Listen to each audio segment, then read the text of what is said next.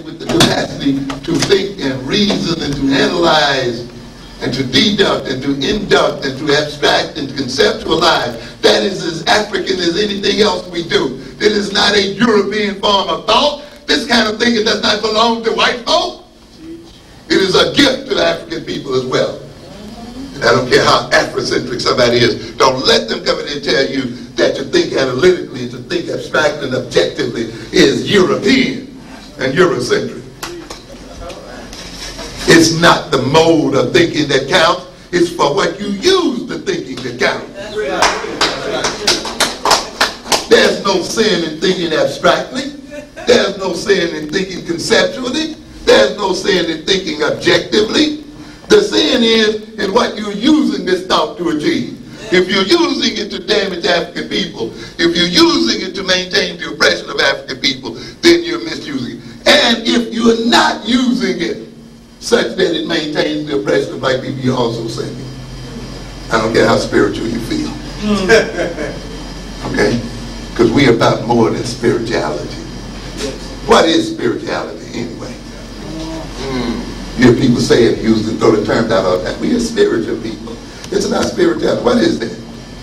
How are people fed? How are people clothed? Why do we throw away a whole half of our brain? For this reason. There's no necessary contradiction between being a rational and logical thinker and being spiritual. It's not either or.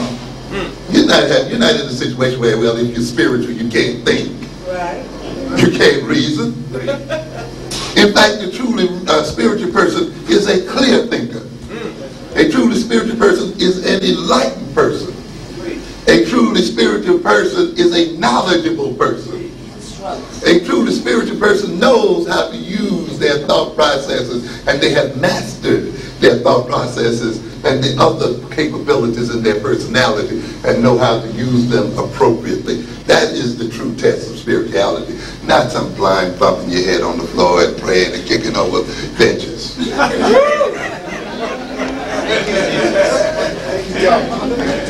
Yeah. We got some people who want to do that. And we've convinced our youngsters that another youngster, a black youngster that wants to learn is acting white. That another black youngster that wants to study is being non-black. That another youngster that wants to read and so forth is somehow effeminate if he's a boy. You got to get rid of that crap. That's made to maintain white men in power. That's nothing to do with being African. Because that kind of thing means a black man is being chumped. And it hurts me so bad when I walk and I ride these subways and all I see is the chumpiness of black boys who've let these white boys jip their minds. Who are what the white boy needs for them to be, and they call themselves being African or being black and identifying with this nonsense. And yet we have that. And so we see the schools not teaching our children personal skills, the skills of how to get along with each other, not developing the intellectual skills or the academic skills or the occupational skills and learning skills and so forth. If you're going to do a black curriculum, you've got to have thinking skills in the midst of it. You got to, along with the black history and the other stuff. And the other way the consciousness is falsified is by falsifying values. By making us value the wrong things. Yes. Making us desire the wrong things. Seeing our destiny in the wrong sort of way. Seeing it as being one lifelong consumer activity where we are obsessed by nothing but buying and eating and consuming again and again and again. Making us think then our purpose is to be the servants of other people. What then is an African-centered consciousness based on this situation? It's a consciousness that's based on relevant knowledge, knowledge relevant to African interests. It's a consciousness that has in it a knowledge of self as African people, a knowledge of African history and African culture, but also a knowledge of our enemies as well, and a knowledge of what they are about, because we need that knowledge to defend ourselves against them, to deal with them one way or the other. It involves that as well.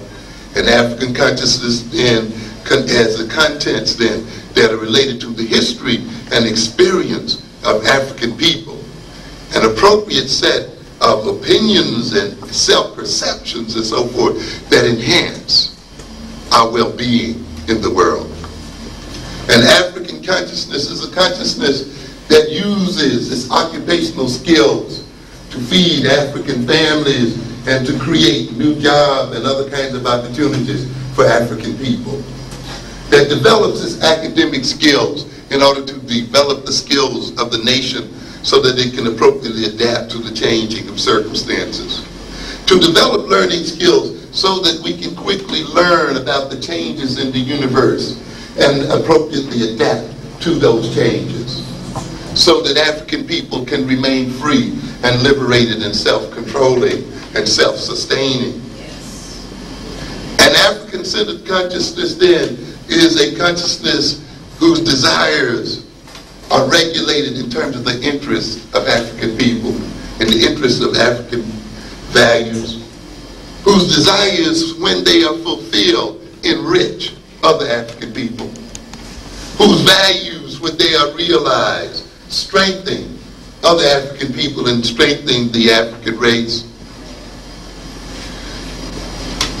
They are values whose sense of purpose is the purpose of becoming one with ourselves and identifying with ourselves and loving ourselves as people. When we then get an African consciousness based on an African content, with high levels of cognitive and spiritual and other kinds of skills that use this content to advance African interests, with values shaped by African people in the interests of African peoples, needs that when they are fulfilled are needs that strengthen and empower African people, then we would have achieved an African consciousness, an African-centered consciousness. And to the degree that we achieve an African-centered consciousness, and to the degree that consciousness is a power, to that degree we gain power over ourselves. To that degree we gain self-determination and self-control. To the degree that the values we produce and the values we pursue are values produced by ourselves and values that are related to ourselves, values that are not produced by white folk, values and desires not produced by white folk. To that degree, then, we escape their ability to control us, because they can only control us by controlling the things we value. They can only control us by controlling the things we desire. They can only control us by controlling the things we need. They can only control us by giving us a sense of purpose that's valuable to them. But the day the sense of purpose becomes a sense of purpose we have created out of our own selves, the values are values that come from us. The needs are needs that have been generated by our reality of the people. The desires are the desires that are befitting to us as a people. To that degree, whites lose control and power over us. To that degree, we regain possession of our mind. To that degree, we exorcise the demons that now possess our bodies and minds. And to that degree, we become the equals of any other people in the world. And we can stand shoulder to shoulder and face to face to any other nation of people in the world. Yes. We have not been created to be the servants of other people. Hey. That is not our